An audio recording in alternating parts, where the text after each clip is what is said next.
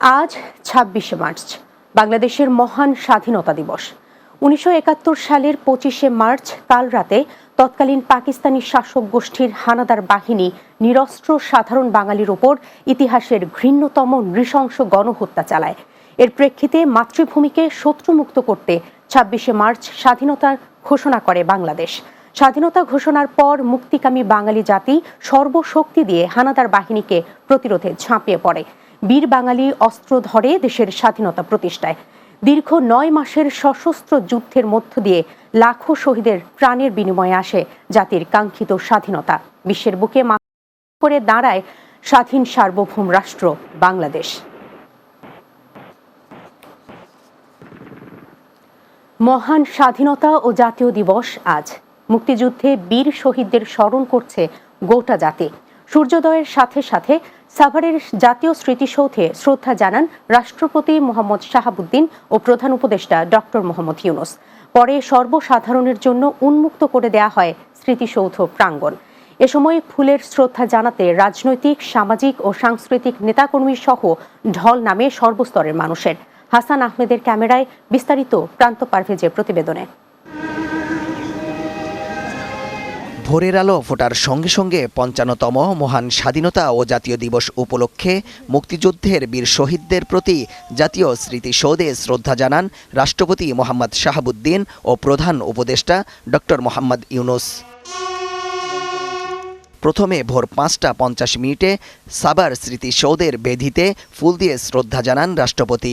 পরে শ্রদ্ধা জানান প্রধান উপদেষ্টা। এ সময় ৩ বাহিনীর একটি চৌকস দল অভিবাদন জানায় তাদের। একই সময় জাতীয় স্মৃতিসৌধে শ্রদ্ধা জানান অন্তর্বর্তীকালীন সরকারের উপদেষ্টা মণ্ডলী। শ্রদ্ধা শেষে কথা বলেন গণমাধ্যম কর্মীদের সাথে। এই দিবসে আমরা একটা আমাদের প্রতিটি ঘোষণা করি যে আমরা বাংলাদেশকে, নতুন বাংলাদেশকে আরও সমৃদ্ধশালী দেশ হিসেবে গড়ে তুলব।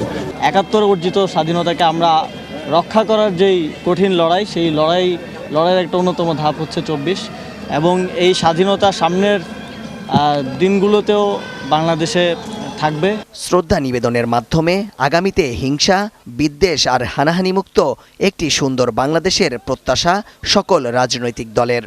দলীয় আদর্শের ভিত্তিতে হয়তো আমরা আলাদা আলাদা কথা বলতেছি, বিভিন্ন রকম কথা বলতেছি, হতে পারে, কিন্তু যখন প্রয়োজন আসবে তখন কিন্তু বাংলাদেশের জনগণ এক হয়ে যাবে স্বাধীনতা সার্বভৌমত্বের সাথে। আমরা চাই একটি গণতান্ত্রিক রাষ্ট্র ব্যবস্থা বিনির্মাণের মাধ্যমে যেখানে মানুষের ন্যায় বিচার নিশ্চিত হবে এবং মানুষকে বারবার আর রাস্তায় নামতে হবে না রক্ত দিতে।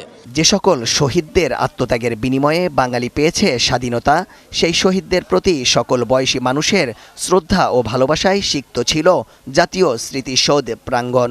কিছুটা সংস্কার, মূল্যবোধের যেই চর্চা সেটা ফেরত আনা এবং নির্বাচন, এই সবগুলোর সমন্বয়ে স্বপ্নের বাংলাদেশ তৈরি করার যে অঙ্গীকার ছিল ১৯৭১-এ, সেই জায়গাটায় আমাদের আসলে যেতে হবে। যাদের আত্মত্যাগে অর্জিত এই দেশ, সেই বীর শহীদদের প্রতি সম্মান অব্যাহত থাকুক এমন প্রত্যাশা সকলের। লাখো শহীদের আত্মত্যাগের বিনিময়ে জাতি পেয়েছে লাল সূর্যের বিজয়ের পতাকা, পেয়েছে স্বাধীন এক বাংলাদেশ। সকলে স্বতঃস্ফূর্ত এই শ্রদ্ধাই বলে দেয় শহীদদের প্রতি বাঙালির ভালোবাসা এখনও রয়েছে। তাই তো বিজয় থেকে শপথ নিয়ে আগামীতে বৈষম্যহীন একটি সুন্দর বাংলাদেশ গড়বে, এমনটাই প্রত্যাশা সকলের। প্রান্ত পারভেজ, বাংলা টিভি, সাভার স্মৃতিসৌধ।